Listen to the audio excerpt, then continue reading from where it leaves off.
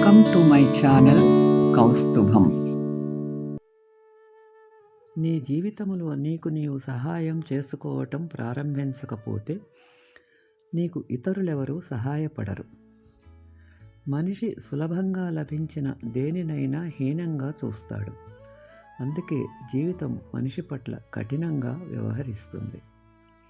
కొత్త మిత్రులు పుస్తకాలైతే పాత మిత్రులు అక్షరాలు. కొత్త స్నేహితులు రాగానే పాతవారిని మరచిపోవద్దు.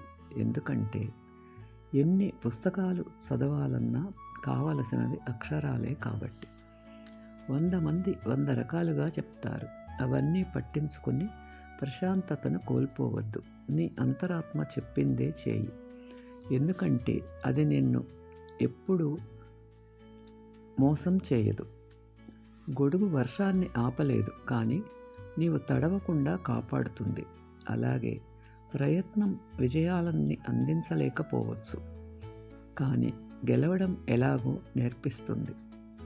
మన లోపల శత్రువు లేనంత వరకు బయట శత్రువు మనలను భయపెట్టలేడు.